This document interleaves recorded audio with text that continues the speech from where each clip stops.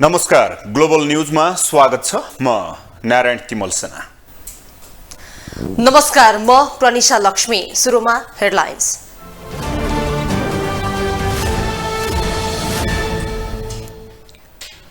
मंगिर 4 मा सम्पन्न आम निर्वाचनको अन्तिम परिणाम सार्वजनिक, आयोगले भोलि राष्ट्रपति समक्ष पेश गर्ने।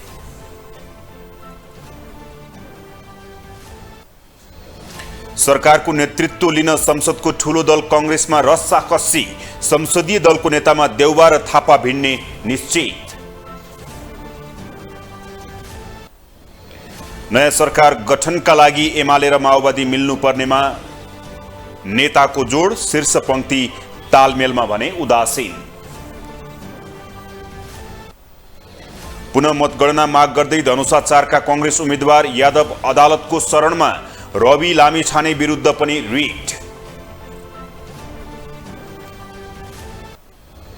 र विश्वकप फुटबलमा आज दोस्रो फाइनल पुग्न फ्रान्स र मोरक्को बीच प्रतिस्पर्धा हुने।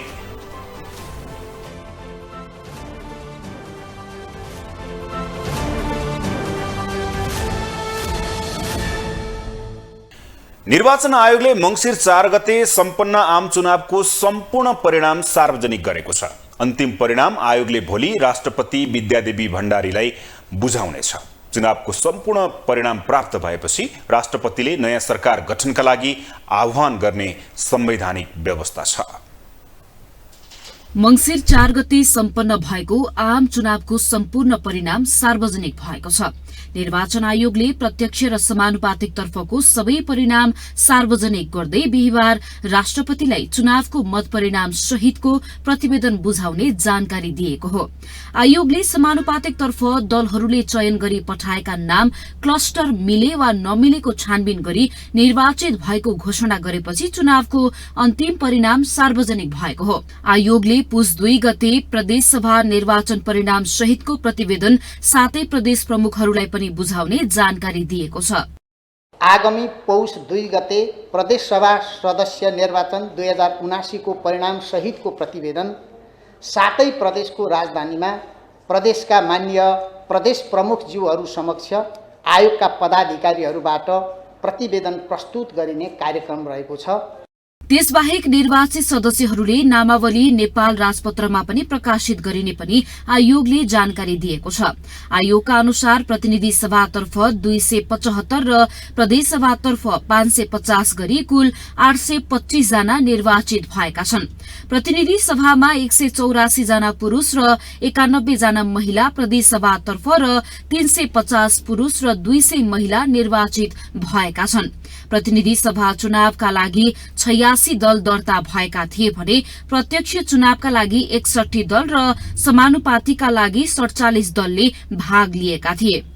प्रतिनिधि सभातर्फ पुरूष 184 जना 66.90% र महिला 91 जना 33.10% निर्वाचित हुनुभएको छ भने प्रदेश सभातर्फ पुरूष 350 जना 63.64% र महिला 200 जना 36.36% निर्वाचित हुनुभएको छ। प्रतिनिधि सभा सदस्य निर्वाचन प्रयोजनका लागि 86 वटा राजनीतिक दल दर्ता भएकोमा पहिलो हुने निर्वाचित हुने निर्वाचन प्रणालीतर्फ 61 वटा राजनीतिक दल र समानुपातिक निर्वाचन प्रणालीतर्फ 47 वटा राजनीतिक दल निर्वाचनमा सहभागी भएका थिए। निर्वाचन आयोगका अनुसार प्रतिनिधि सभा र प्रदेश सभा सदस्य निर्वाचनमा 4285 उम्मेद्वारको जमानत जफत भएको छ। प्रतिनिधि सभातर्फ पुरूष 1772 र महिला 179 गरी 1961 उम्मेद्वारको जमानत जफत भएको हो। प्रदेश सभातर्फ 2324 गरी कुल 4285 उम्मेद्वारको धरौटी जफत भएको आयोगले जनाएको छ। यस्तै प्रतिनिधि सभामा बन्द सूची पेश गर्ने 40 दलको धरौटी जफत भएको छ। कुल सदर मतको 10% भन्दा कम मत ल्याउने उम्मेद्वारको जमानत जफत हुने कानूनी व्यवस्था छ। निर्वाचनमा मतदान गरिएको जम्मा सदर मतको 10% भन्दा कम सदर मत पाउने उम्मेद्वारको धरौटी जफत हुने व्यवस्था रहे बमोजिम प्रतिनिधि सभातर्फ पुरुष 1772 र महिला 189 गरी जम्मा 1961 जना तथा प्रदेश सभातर्फ पुरुष 2086, महिला 237 र अन्य एक गरी जम्मा 2324 जना गरी जम्मा 4285 जना अर्थात् 76.04% उम्मेदवारको धरौटी रकम जफत भएको अवस्था छ। आयोगले निर्वाचन परिणाम सम्बन्धी प्रतिवेदन राष्ट्रपतिलाई बुझाएपछि सांसदहरूको शपथ र सरकार गठनको प्रक्रिया समेत शुरू हुनेछ। संघीय संसद सचिवालयका अनुसार संसद बैठक पुस अन्तिम सातातिर बस्ने गरी तयारी भइरहेको छ। ग्लोबल टेलिभिजनका लागि क्यामेरामा विजय ठकुराटीका साथमा पूजा गिरी, काठमाडौँ। अब पालो ग्लोबल भोइसको।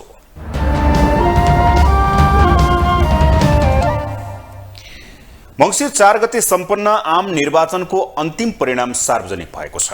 यो सँगै अब नयाँ संसदको बैठक बोलाउने र सरकार गठनको प्रक्रिया सुरु हुनेछ। यसै सन्दर्भमा ग्लोबल भोइसमा आज हामीले सर्वसाधारणलाई सोधेका छौं, चुनावको समग्र परिणाम कस्तो लाग्यो? यङ सर्कलहरू आइरहेछन् अहिले, जुन आउन जरुरी छ। यो राज्यको समृद्धिको लागि पुरानो पुस्ताहरू परिवर्तित भइरहेको स्थितिमा नयाँ पुस्ताहरू आउनु जरुरी छ। अहिले जुन परिवर्तित शक्तिहरू आएका छन्, जुन आफूलाई परिवर्तनगामी बनाएर अनुमोदित भएर आएका छन्, उनीहरूको हातमा नेतृत्व जानुपर्छ। पहिलेको भन्दा अलिकति केही फरक सोचिरहेछ, मैले देखिरहेको छु पहिलेको भन्दा अहिले होइन। जो अहिलेको जो युवा साथीहरूले जो आफ्नो अहिले मतदान एकदम सही ठाउँमा प्रयोग गरे जस्तो लागिरहेछ मलाई। पहिलेको भन्दा केही राम्रो, अझ योभन्दा पछिल्लो आउने दिनहरूमा अझै सुधार होस् भनेर रहन्छ होला जस्तो लाग्छ। क्या पहिलेको भन्दा अलि परिवर्तनै होला जस्तो लाग्छ। ठिकै छ नानी, जरी जति पनि भचुवालाई बिगाउने परिवर्तन होला, किनभने आफूले पछि पनि काम टेकाउ गर्नको लागि केही परिवर्तन हुन्छ। राम्रो काम गरेनन् फेरि जान्छन्, त्यसैले पनि राम्रो गर्ला जस्तो लाग्छ मलाई। अहिलेको यो निर्वाचन खासै यो चित्तबुद्ध किसिमको आएन भन्ने मेरो ठमाइ हो। किन भन्दाखेरि अब यो अहिले पनि यो अस्थिरता खासै निम्तिने खालको, यो खासै भोलि चाहिँ दीर्घकालीन हुने खालको भएन। यो अहिले पनि कुनै पनि एउटा दललाई बहुमत दिने खालको आउनु पर्थ्यो। यो आउँदाखेरि नेपाल र नेपालीको हित हुने खालको हुन्थ्यो र एउटा स्थिर सरकार, दीर्घकालीन एउटा सरकार बन्न सक्थ्यो र भोलि 5 वर्षमा के बन्थ्यो भन्ने हो। अहिले पनि यो के देख्छु त भन्दाखेरि मैले यो मिलिजुली सरकार हुने खालको अवस्था देखिएको छ। फेरि पनि एउटा यो सांसदमा एउटा विघटन हुने अवस्था खालको देखिन्छ र फेरि यो हिसाबले गर्दा भोलिका दिनमा, आगामी दिनमा राम्रै नतिजा दिने खालको होला भन्ने जस्तो देखिँदैन है। राम्रो होस्, अब यो सानो ठुलो दल मिलाएर यिनीहरूले बनाउने हो होइन हजुर। तर राम्रो होस्, देशमा विकास होस्, गरिब गुरुबाले काम पाओस्, महँगी धेर नबढोस्, यही भन्न चाहन्छु। गठबन्धन बनाएर चुनावमा होमिएको नेकपा माओवादी केन्द्र र नेकपा एमाले मिलेर सरकार गठन गर्नुपर्ने चर्चा पुनः सुरु भएको छ। 5 वर्ष अघि पार्टी नै एकीकरण गरेर सरकार चलाएका दुई दल फेरि मिलेर सरकार बनाउनु पर्ने बहस भइरहे पनि तत्कालका लागि त्यस्तो सम्भावना भने देखिएको छैन।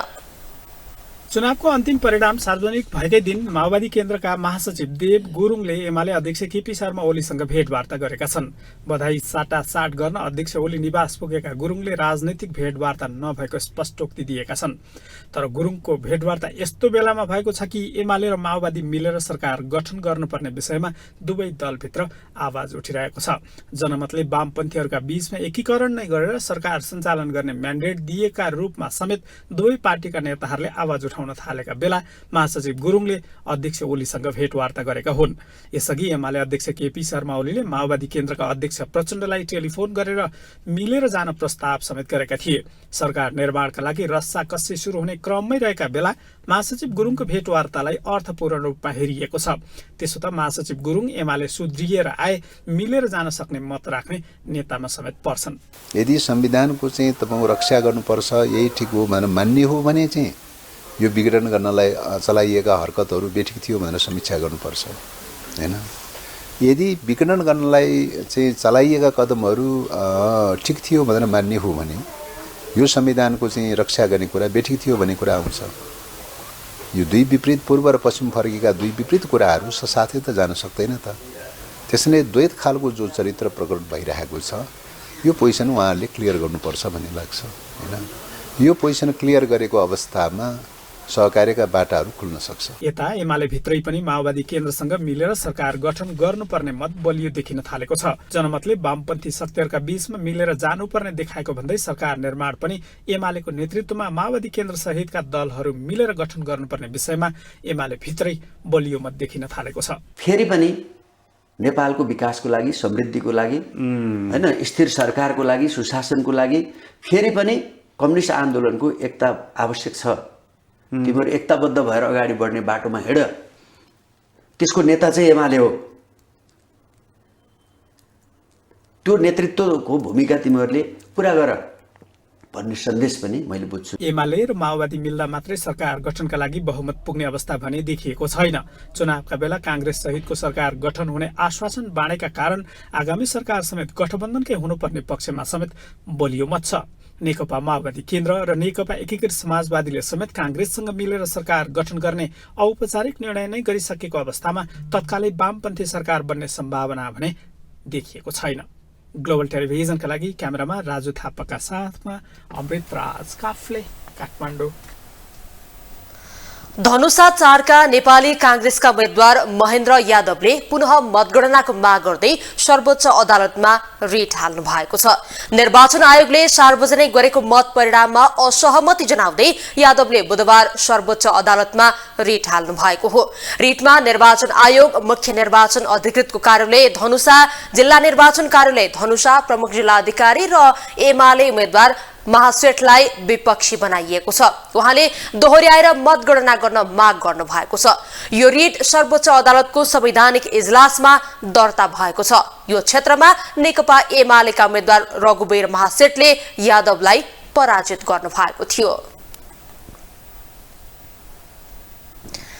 राष्ट्रिय स्वतन्त्र पार्टीका सभापति रवि लामिछानेको प्रतिनिधि सभा सदस्य पद खारेज गर्न माग गर्दै सर्वोच्च अदालतमा रिट दायर भएको छ।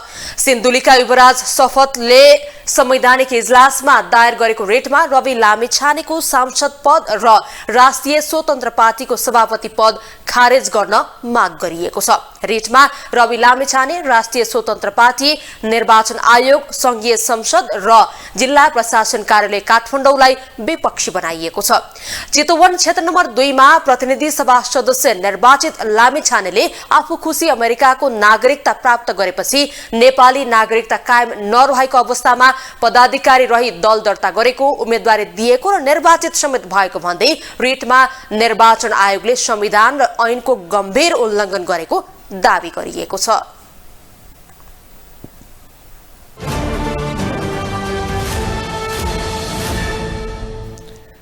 राष्ट्रिय सभाका अध्यक्ष गणेश प्रसाद तिमल सिन्हाले संघीय निजामती ऐनलाई छाता ऐन भनेर दुष्प्रचार गरिएको बताउनु भएको छ। संघीय संसद सेवा दिवसको अवसरमा आज आयोजित कार्यक्रममा अध्यक्ष तिमल सिन्हाले संघीय संसद सचिवालयका कर्मचारीहरूले भ्रमपूर्ण प्रचार गरिरहेको भन्दै त्यसो नगर्न आग्रह गर्नुभयो। उहाँले प्रदेशमा पठाउँदा नजाने र केन्द्रमै राख्दा कैद गरियो भन्ने जस्ता प्रचारबाजी गरेर संसदको प्रतिष्ठामा आँच आउने काम नगर्न आग्रह गर्नुभयो। अध्यक्ष तिमल सिन्हाले संघीय निजामती ऐनलाई छाता ऐन भनेर प्रचार गर्दा संघीय निजामती ऐन प्रभावकारी बन्न नसक्ने बताउनु भयो। हामीलाई यही भित्र कैद गरियो। कसले गर्यो कैद? कोही भन्नुहुन्छ यहाँबाट बाहिर जाने हो परदेशतिर भने हामी जान्नौ, कोही भन्छ बाहिर जान पाएन कैद गरियो। अब के चाहिँ गर्दाखेरि भन्यो। यसकारण एउटा परिभाषित जिम्मेवारीमा त्यो सेवा अन्तर्गत जे छ छलफल गरौँ, यसलाई ओपन गरेर जाने। अब अहिले भनिदिन्छ नि संघीय निजामती सेवा ऐन छाता ऐन भनेर बहस गर्नुस् न। बरु चाहिँ छाता ऐन भनेर फेरि निजामती सेवाभित्र नै यो एउटा हो भन्ने बनाएर राख्न खोज्यो भने यो प्रभावकारी हुन्छ। गहन त्यसलाई वैचारिक छलफल गरौँ, विचार विमर्श गरौँ। त्यसलाई छाता ऐन होइन, त्यो निजामती ऐन हो, संघीय ऐन यो कुनै छाता ऐन अन्तर्गत होइन। अलग सेवा बनाएर यसलाई लैजाउँ यो सेवालाई भनेर बरु हामी छलफल गरौँ। अध्यक्ष तिमल सिन्हाले सबैका लागि सेवा प्रभावकारी बनाउने कुरामा कर्मचारीहरूले ध्यान दिन जरुरी रहेको धारणा राख्नुभयो। सरकारले विपद जोखिम न्यूनीकरणका लागि सरकारवालासँग परामर्श सुरु गरेको छ। स्थानीय प्रविधि तथा नयाँ आविष्कारलाई प्राथमिकता दिने उद्देश्यका साथ सरकारले परामर्श सुरु गरेको हो। सरकारले विपद जोखिम न्यूनीकरणमा स्थानीय प्रविधि तथा नयाँ आविष्कारहरूलाई प्राथमिकता दिने उद्देश्यका साथ सरकारवालाहरूसँग परामर्श सुरु गरेको छ। गृह मन्त्रालयले विपद जोखिम न्यूनीकरणका क्षेत्रमा काम गर्दै आएका तथा जोखिम न्यूनीकरणका लागि भएका स्थानीय प्रयास तथा आविष्कारक सङ्घ संस्थाहरूसँग परामर्श गरेको हो।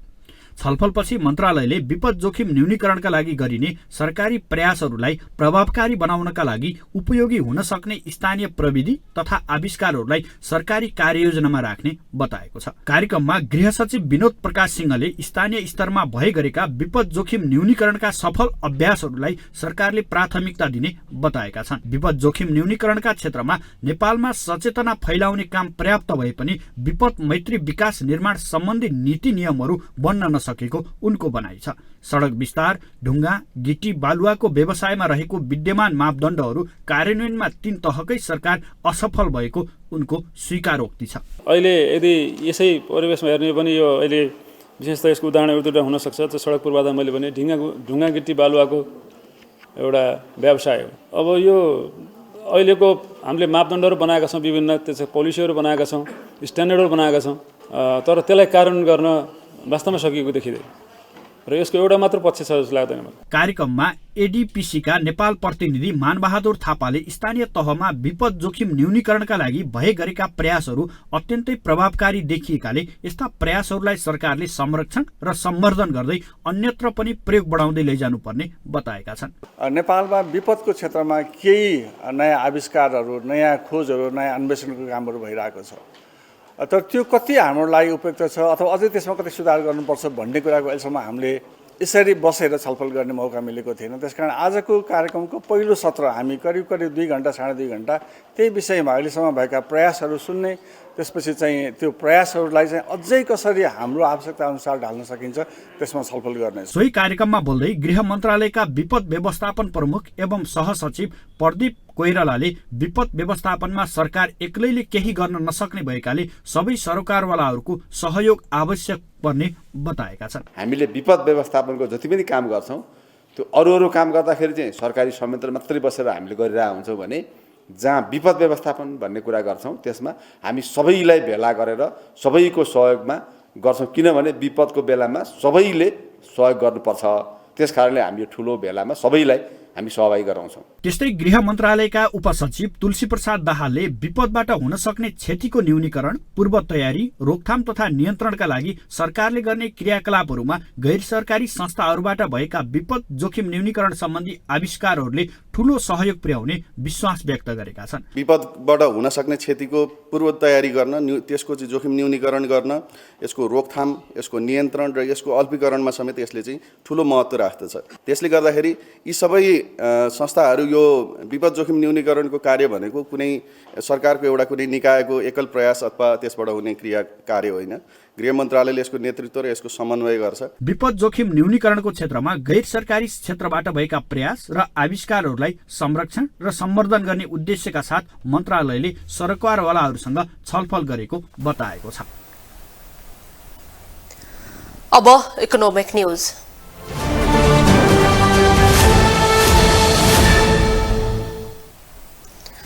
अर्थमन्त्री र अर्थविदहरूले अर्थतन्त्रमा आउने समस्या र चुनौती आन्तरिक मात्र नभएको बताएका छन्। अन्तर्राष्ट्रिय प्रभावका कारण पनि अर्थतन्त्रमा संकुचन भएको र उत्पादनलाई अझ बढी विस्तार गरी निर्यातमुखी अर्थतन्त्रमा देशलाई लैजानु पर्नेमा पनि उनीहरूको जोड छ। अर्थतन्त्रमा आउने समस्या र चुनौती आन्तरिक मात्र नभएको अर्थमन्त्री र अर्थविदहरूले बताएका छन्। अन्तर्राष्ट्रिय प्रभावका कारण पनि अर्थतन्त्रमा संकुचन भएको भन्दै उत्पादनलाई अझ बढी विस्तार गरी निर्यातमुखी अर्थतन्त्रमा देशलाई लैजानु पर्ने पनि उनीहरूको जोड छ। नीति निर्माण राम्रा भए पनि नीतिहरूलाई परिणाममा लैजान कार्यान्वयन क्षमता नै आजको मुख्य आवश्यकता रहेको समेत उनीहरूको निष्कर्ष छ। अर्थमन्त्री जनार्दन शर्माले निजी क्षेत्रहरूले सरकारले आफूलाई छुट्टै बुझ्छ भन्ने सोचबाट मुक्त हुनुपर्ने बताएका छन्। मन्त्री शर्माले सरकार र निजी क्षेत्र एक अर्कामा परिपूरक भएकोले सरकारले निजी क्षेत्रलाई छुट्टै बुझ्ने नगरेको बताए। अर्थमन्त्री शर्माले नीतिमा नै सरकार र निजी क्षेत्र बीचको सम्बन्धका बारेमा उल्लेख गरिएको भन्दै तत्काल परेका समस्याहरूमा समाधानका लागि छलफल गर्न सरकार तयार रहेको समेत बताएका छन्। समय अनुसारको नीतिहरूको निर्माण गर्दै जान र नीतिहरू निर्माणमा लचकता अपनाउन सरकार तयार रहेको शर्माको भनाइ छ। ऋण उठाउने लगायतका विषय आए, यो आवश्यकतालाई कसरी पूर्ति गर्ने यहाँहरूसँग सल्लाह गरेर गर्ने कुरा हो। त्यसलाई अर्को माध्यमबाट कसरी फेरि पूर्ति गर्ने भनेर हामीले थप नीतिहरू विकसित गरेर परिस्थिति अनुसारको नीतिहरूको निर्माण गर्दै जानुपर्छ। त्यो नीतिहरू निर्माणमा लचकता हुनुपर्छ, कार्यान्वयनमा दृढता हुनुपर्छ। त्यसकारण त्यो लचकता गर्ने कुरामा अहिलेको सरकार कुनै पनि कसरत राख्दैन भन्ने कुरा यहाँहरूलाई जानकारी छ। त्यसकारणले विश्वस्त भएर सहकार्यमै अगाडि जाउँ, फरक अनुभूति नगरौँ। त्यस्तै नेपाल राष्ट्र बैंकका गभर्नर महाप्रसाद अधिकारीले पुस महिनामा बजारमा तरलताको अभाव झनै बढ्ने बताएका छन्। बजारमा अहिले तरलतामा केही सहज भइरहे पनि पुस महिनामा भने तरलतामा चुनौती आउने उनको भनाइ छ। साथै तरलताको चुनौतीलाई समाधान कसरी गर्ने भन्ने बारेमा राष्ट्र बैंक लागि परेको समेत गभर्नर महाप्रसाद अधिकारीको भनाइ छ। अहिलेको सहजतालाई हामीले एकदमै ख्याल गर्दै भोलि त्यस आउन सक्ने अरू चुनौतीहरूलाई पनि ख्याल गर्दै हामी प्लान गरिरहेछौँ। मार्केटलाई हामी सहज बनाउँछौँ भने, तर के त भने मार्केटमा भएको इनडिसिप्लिनमा फाइनेन्सियल सेक्टरमा भएको विकृतिहरूलाई चाहिँ अप्ठ्यारो बेलामा सुधार्नु हुँदैन भन्न थाल्यो भने त्यो सुधार कहिले पनि हुँदैन, त्यो विकृति सधैँ रहन्छ। यता नेपाल उद्योग वाणिज्य महासंघका वरिष्ठ उपाध्यक्ष चन्द्रप्रसाद ढकालले सरकारी निकाय र अन्तर मन्त्रालय बीच समन्वय हुन नसक्दा अर्थतन्त्रमा समस्या भइरहेको बताएका छन्। मन्त्रालय र सरकारी निकायहरू बीचको समन्वयको कमीले अवसर हुँदा समेत विकास निर्माणका कामले गति लिन नसकेको ढकालको ठहर छ। वास्तवमा चाहिँ हाम्रो अन्तर मन्त्रालय विभागको पनि वास्तवमा चाहिँ समन्वय चाहिँ हुन चाहिँ सकेको छैन। वास्तवमा विभागले चाहिँ गर्ने हरेक कामहरू भन्नाले रिलेटेड चाहिँ डिपार्टमेन्टहरूसँग पनि वास्तवमा समन्वय चाहिँ हुन सकेको छैन। त्यसले गर्दाखेरि हाम्रो चाहिँ विकास निर्माणको कुराहरू हामीसँग प्रशस्त अपर्च्युनिटीहरू चाहिँ हुँदाहुँदै पनि वास्तवमा हामीहरूले एउटा सानो चाहिँ इस्युले वास्तवमा अल्झिएको चाहिँ अवस्था पनि चाहिँ छ। त्यस्तै नेपाल चेम्बर्स अफ कमर्सका वरिष्ठ उपाध्यक्ष कमलेश कुमार अग्रवालले निजी क्षेत्रलाई तरलता र उच्च ब्याज दरको समस्या बढी भएको बताएका छन्। निजी क्षेत्रमा विभिन्न कारणले भइरहेको भन्दा धेरै तरलतामा संकुचन आएको अग्रवालको तर्क छ। भनौँ न, कोभिडले 20% जति हाम्रो तरलता संकुचन भयो, जुन भइरहेकोमा विश्वभरि उत्पादन लागत बढ्यो, लजिस्टिक कोस्ट बढ्यो, कारोबार मूल्यलाई नमानेर अर्थ मन्त्रालयले फेरि रिफरेन्स प्राइस समात्न थाल्यो, आयातमा उच्च ब्याज दरको कारण कोस्ट बढ्नु, यसले गर्दाखेरि हाम्रो भइरहेको तरलतालाई पनि थप तरलता इन्जेक्ट गर्नुपर्ने अवस्था सृजना भयो। बजारलाई अर्थतन्त्रको प्रमुख अङ्ग बनाउने दिशातर्फ डोर्याउनलाई धितोपत्र बोर्डले पारदर्शिता, व्यावसायिकता, प्रतिस्पर्धाको माहौल निर्धारण गर्नुपर्नेमा समेत वक्ताहरूको जोड थियो। शेयर बजार आज पनि ओह्रालो लागेको छ।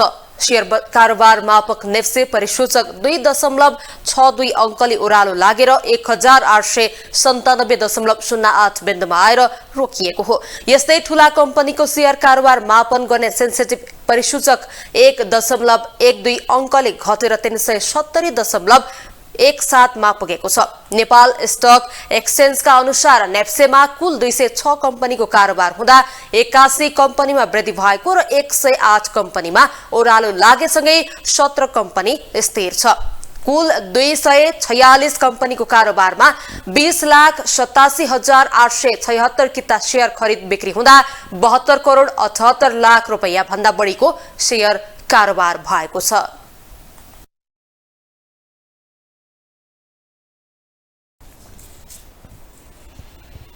अब इन्टरनेशनल न्यूज।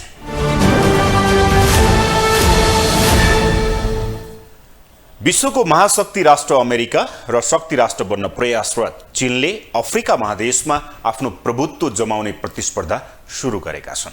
अफ्रिकी मुलुकहरूको भौतिक पूर्वाधारमा लगानी बढाइरहेको चीनलाई टक्कर दिन अमेरिकाले अमेरिका अफ्रिका नेतृत्व सम्मेलन सुरु गरेको छ। सम्मेलनमा अमेरिकी राष्ट्रपतिदेखि अफ्रिकाका 49 राष्ट्रका प्रमुखहरू सहभागी छन्। BRI परियोजना अन्तर्गत एसियादेखि अफ्रिकासम्म भौतिक पूर्वाधारमा लगानी बढाइरहेको चीनलाई टक्कर दिन अमेरिकाले एसियाली मुलुकसहित संसारभरका मुलुकहरूमा आफ्नो उपस्थितिबारे मूल्याङ्कन सुरु गरेको देखिएको छ। त्यसकै निरन्तरता अनुसार अमेरिकाले अफ्रिकी मुलुकहरूमा समेत आफ्नो प्रभाव कमजोर हुन नदिन अमेरिका अफ्रिका सम्मेलन सुरु गरेको छ। मंगलबारबाट अमेरिकामा सुरु भएको सम्मेलनमा राष्ट्रपति जो बाइडेन सहित अफ्रिकाका 54 देशमध्ये 49 देशका राष्ट्र प्रमुख सहभागी छन्। सम्मेलनको दोस्रो दिन बुधबार अमेरिकाका राष्ट्रपति जो बाइडेनले किनोट सम्बोधन गर्ने कार्यक्रम छ। यसअघि अफ्रिकामा चीन अफ्रिका सम्मेलन हुने गरेको थियो। हरेक 3 वर्षमा हुने सम्मेलनकै शैलीमा अमेरिकाले समेत यस्तै सम्मेलनको आयोजना गरेको हो। चीनले अफ्रिकामा विभिन्न पूर्वाधार तथा मानवीय विकासका काम द्रुत गतिमा बढाएर प्रभाव सुदृढ गरेपछि अमेरिकाले आफू पछि परेको महसुस गरेपछि अफ्रिकाहरूलाई विश्वासमा ल्याउने कोसिस अनुसार सम्मेलनको आयोजना गरेको अन्तर्राष्ट्रिय सञ्चार माध्यमहरूले जनाएका छन्। त्यसमाथि चीनले विगत 2 दशकदेखि अफ्रिकामा व्यापक संख्यामा पूर्वाधार विकास गरेकाले पनि अमेरिकालाई प्रतिस्पर्धामा उत्रिनु परेको हो। अफ्रिकामा चीन र रुसको बढ्दो प्रभावलाई यसरी अमेरिकाले स्वीकार गरेको छ, तर त्यस प्रभावलाई न्यूनीकरण गर्ने सामर्थ्य उसँग छैन। बरु आफ्नो प्रभाव पनि बढाउनका लागि उसले कोसिस चाहिँ गरिरहेको छ। 3 वर्षमा हुने चीन अफ्रिका सम्मेलनकै सिको गर्दै अमेरिकाले अमेरिका अफ्रिका सम्मेलन आयोजना गरेको हो। वाशिंगटनमा भइरहेको सम्मेलनमा अमेरिकाका रक्षा मन्त्री लोयड अस्टिनले चीनको आर्थिक प्रभाव बढिरहेको भए पनि चीनीहरूले पारदर्शिता नपाउने भएकाले त्यसले भविष्यमा अस्थिरता जन्माउने चेतावनी दिएका छन्। त्यसैगरी रुसले अफ्रिकाभरि सस्तो हतियार उपलब्ध गराई अनि भाडाका सैनिकहरू तैनात गरी अस्थिरता फैलाइरहेको आरोप समेत लगाएका छन्। सम्मेलनमा राष्ट्रपति बाइडेनले आगामी 3 वर्षका लागि अफ्रिकालाई $55 अर्ब सहयोग योजना सार्वजनिक गर्ने भएका छन्। सन् 2025 सम्म अफ्रिकाका स्वास्थ्य कर्मीहरूलाई प्रशिक्षण दिनका लागि अमेरिकाले $4 अर्ब लगानी गर्नेछ। अफ्रिकालाई फकाउनका लागि बाइडेनले प्रमुख अर्थतन्त्रको समूह G20 मा अफ्रिकी संघ अफ्रिकन युनियनलाई पनि समावेश गर्नका लागि पैरवी गर्ने कुरा वाशिंगटनमा चलिरहेको सम्मेलनमा आज अभिव्यक्त गर्ने कार्यक्रम छ। केही महिना अघि बाइडेनले संयुक्त राष्ट्र संघको सुरक्षा परिषदमा अफ्रिकालाई स्थायी सदस्य बनाउने प्रस्तावमा समर्थन गर्ने बताएका थिए। अफ्रिकालाई फकाउनका लागि बाइडेनले प्रमुख अर्थतन्त्रहरूको समूह G20 मा अफ्रिकी संघ अफ्रिकन युनियनलाई पनि समावेश गर्नका लागि पैरवी गर्ने कुरा वाशिंगटनमा चलिरहेको सम्मेलनमा आज अभिव्यक्त गर्ने कार्यक्रम छ। केही महिना अघि बाइडेनले संयुक्त राष्ट्र संघको सुरक्षा परिषदमा अफ्रिकालाई स्थायी सदस्य बनाउने प्रस्तावमा समर्थन गर्ने बताएका थिए। ग्लोबल टेलिभिजनका लागि विशालपुरीको रिपोर्ट। यता न्युजिल्यान्ड सरकारले जनस्वास्थ्य रक्षालाई केन्द्रमा राखेर चुरोट खरिदमा प्रतिबन्ध लगाएको छ। सरकारले विशेष गरी युवा वर्ग लक्षित प्रतिबन्ध लगाएको हो। सुर्तीजन्य धूमपान चरणबद्ध रूपमा नियन्त्रण गर्न सरकारले पारित गरेको कानून अनुसार अब सन् 2009 जनवरी 1 वा त्यसपछि जन्मेका कसैलाई पनि सुर्ती वा चुरोट बेच्न पाइने छैन। सैद्धान्तिक रूपमा चुरोटको प्याकेट किन्न खोज्ने जो कोहीले आफू कम्तीमा 63 वर्ष पुगेको परिचय पत्र देखाउनु पर्नेछ। स्वास्थ्य अधिकारीहरूले त्योभन्दा अघि नै देशबाट धूमपानको अमल हराउने विश्वास गरेका छन्। उनीहरूले सन् 2025 सम्ममा न्युजिल्यान्डलाई धूमपान मुक्त बनाउने लक्ष्य लिएका छन्। नयाँ कानूनले चुरोट बेच्न अनुमति दिने खुद्रा विक्रेताको संख्या पनि 6000 बाट घटाएर 600 मा पुर्याएको छ भने सुर्तीमा निकोटिनको मात्रा पनि उल्लेख्य रूपमा घटाएको छ। मानिस मार्ने उत्पादन बेच्ने अनुमति दिनुपर्ने कुनै उपयुक्त कारण नभएको तथा त्यसलाई प्रयोग गर्ने आधा मानिस त्यसबाट मर्ने जोखिम उच्च रहेको स्वास्थ्य मन्त्री डाक्टर आयशा भेरलले संसदमा बताएकी छन्।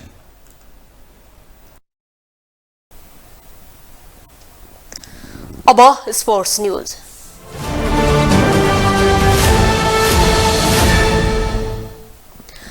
कतारमा जारी 22औं संस्करणको फिफा विश्वकप फुटबल अन्तर्गत दोस्रो सेमिफाइनल खेलमा साबिक विजेता फ्रान्स र अफ्रिकी राष्ट्र मोरक्को बीच प्रतिस्पर्धा हुँदैछ।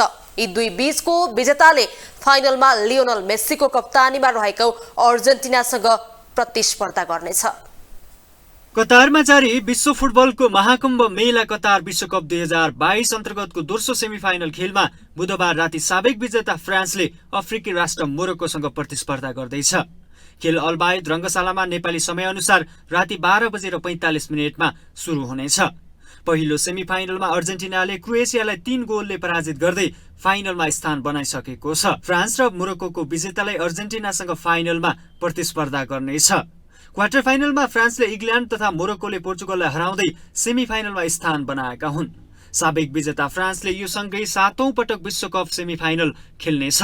फ्रान्सले यसअघि 1958, 1982, 1986, 1998, 2006 र 2018 मा सेमिफाइनल खेलेको छ, जसमा 3 पटक सेमिफाइनल पार गर्दै 2 पटक 1998 र 2018 मा विश्व च्याम्पियन बनेको इतिहास छ। फ्रान्सलाई star forward Kylian Mbappe, veteran forward Olivier जिरोडको साथ रहेको छ। त्यस्तै फ्रान्सका कप्तान तथा गोलकिपर ह्युगो लोरिस पनि प्लेयर टु वाचको सूचीमा छन्।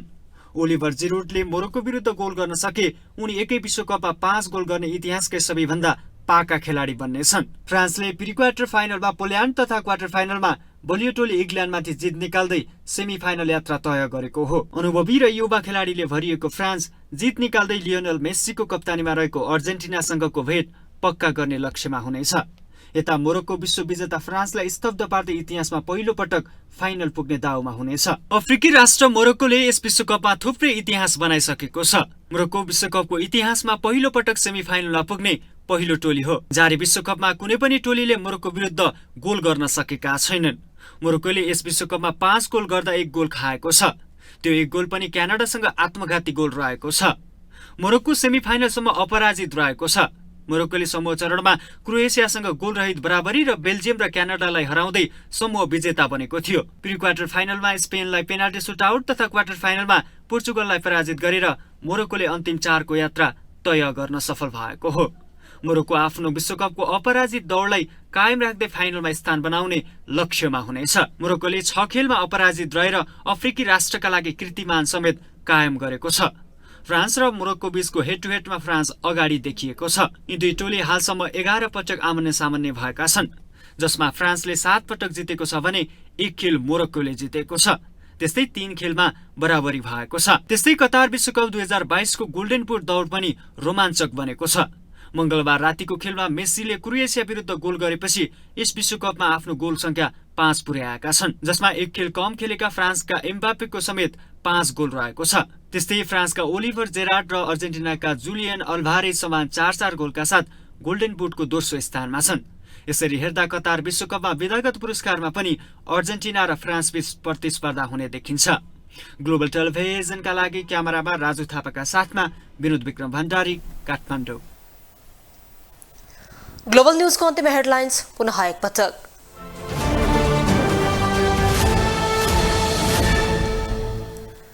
मंगिर 4 मा सम्पन्न आम निर्वाचनको अन्तिम परिणाम सार्वजनिक, आयोगले भोलि राष्ट्रपति समक्ष पेश गर्ने।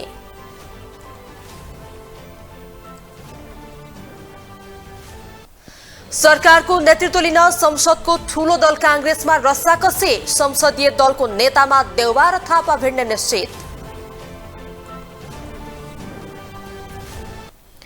नयाँ सरकार गठनका लागि एमाले र माओवादी मिल्नुपर्नेमा नेताको जोड, शीर्ष पंक्ति तालमेलमा उदासीन।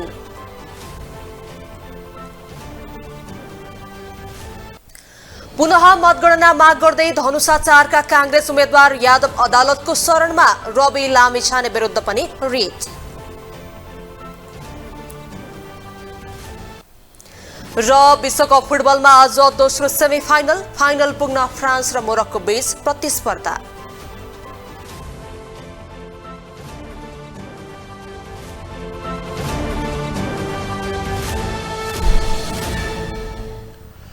हवस् त ग्लोबल न्यूज अहिलेलाई यति नै। ग्लोबल टेलिभिजन तपाईँ फेसबुक तथा युट्युबमा पनि प्रत्यक्ष हेर्न सक्नुहुनेछ। ग्लोबल टेलिभिजन हेर्दै गर्नुहोला। नमस्ते।